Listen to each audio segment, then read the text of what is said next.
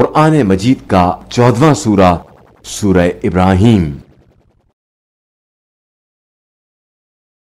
सूरह इब्राहिम के मुताल्लिक चंद मुख्तसर नुकात तिलावत व तर्जुमे के साथ। बिस्मिल्लाहिर्रहमानिर्रहीम। सूरह इब्राहिम मौजूदा तरतीब के लिहाज से कुरान मजीद का 14वां और तरतीब नुज़ूल के एतबार से 72वां सूरा है। यह सूरा मक्का मुकर्रमा में नाजिल हुआ। चूंकि इस सूरे में हजरत इब्राहिम अलैहिस्सलाम का वाकया बयान हुआ है, इसलिए इसे सूरह इब्राहिम कहा जाता है। आयत नंबर 7 और 8 के मुताबिक अल्लाह की नेमतों का शुक्र नेमत में इजाफे का बायस है और उसकी नेमतों पर नाशुक्री का इजहार करना अजाब का बायस है, जिससे इंसान बाज औकात इन नेमतों से महरूम कर दिया जाता है और बाज औकात नेमतों में मजीद इजाफे के जरिए आजमाइश में मुब्तला कर दिया जाता है। अल्लाह ने यह भी वाज़ेह कर दिया है कि वो शुक्र का मोहताज नहीं है, बल्कि शुक्र का फायदा शुक्र करने वाले को पहुंचता है। आयत नंबर 24 में शजरे तैयबा यानी पाक व पाकीज़ा दरख्त की तफसीर यूं की गई है कि जड़ से रसूल खुदा सल्लल्लाहु अलैहि वसल्लम मुराद हैं।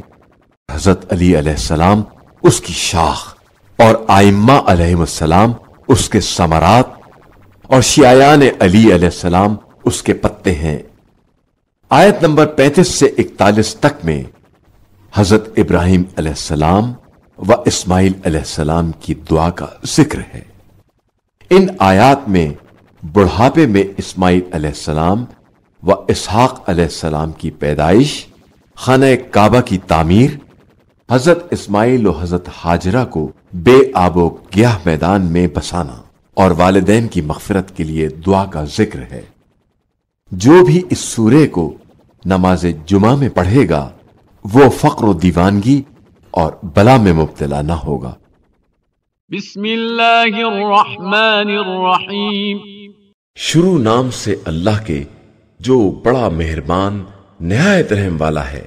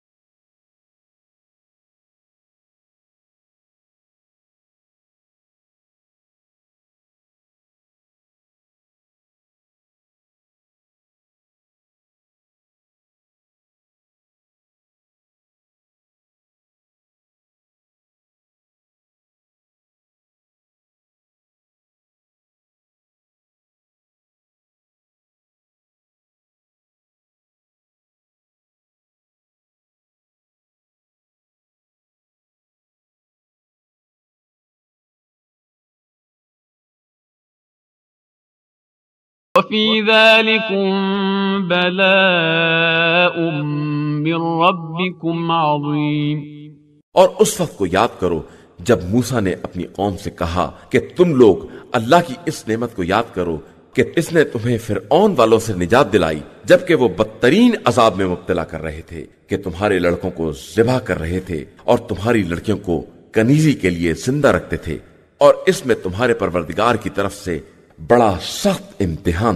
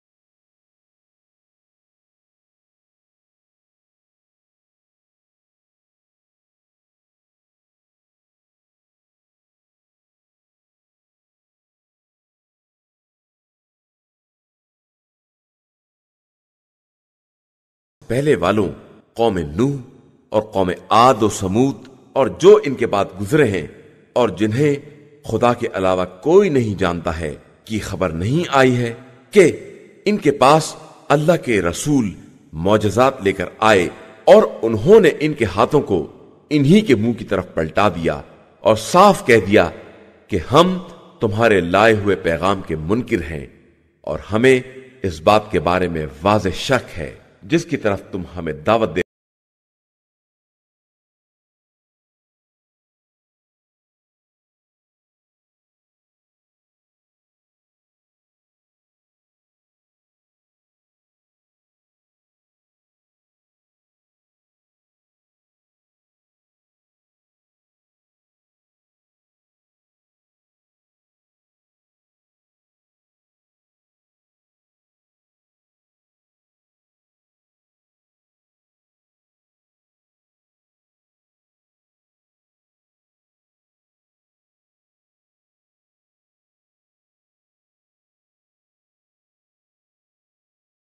कि क्या तुम्हें अल्लाह के बारे में भी शक है जो जमीन और आसमान का पैदा करने वाला है और तुम्हें इसलिए बुलाता है कि तुम्हारे गुनाहों को माफ कर दे और एक मुअय्यना मुद्दत तक जमीन में चैन से रहने दे।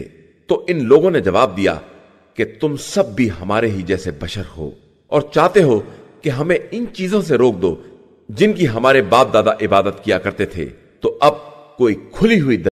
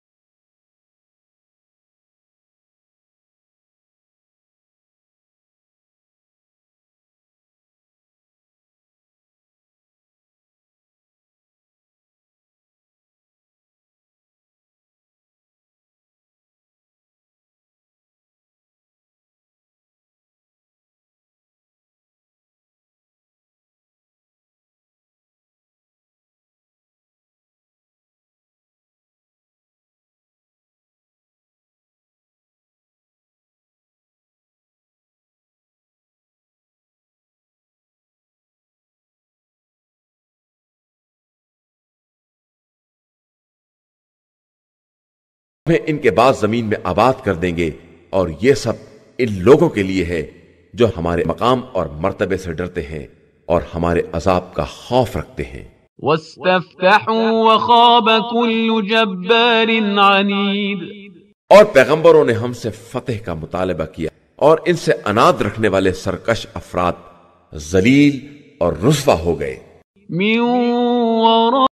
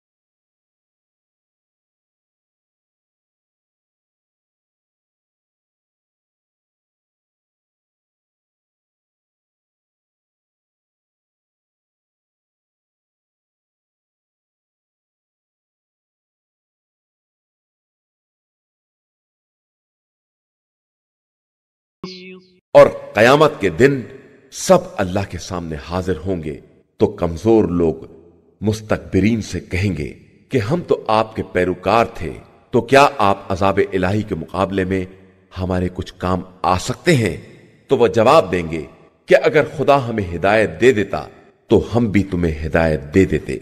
अब तो हमारे लिए सभी बराबर है, चाहे फरियाद करें या सब्र करें, कि अब कोई छुटकारा मिलने वाला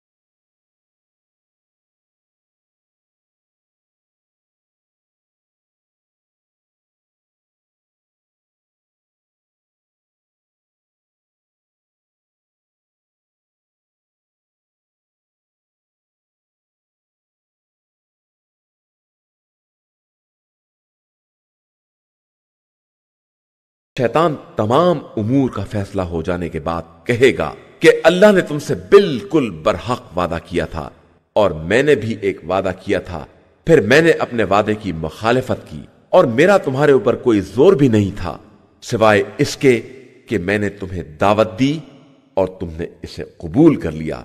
तो अब तुम मेरी मलामत ना करो बल्कि अपने नफ्स की मलामत करो कि ना मैं तुम्हारी फरियाद रसी कर सकता हूं ना तुम मेरी फरियाद को पहुंच सकते हो। मैं तो पहले ही से इस बात से बेजार हूं कि तुमने मुझे उसका शरीक बना दिया और बेशक जालिमीन के लिए बहुत बड़ा दर्दनाक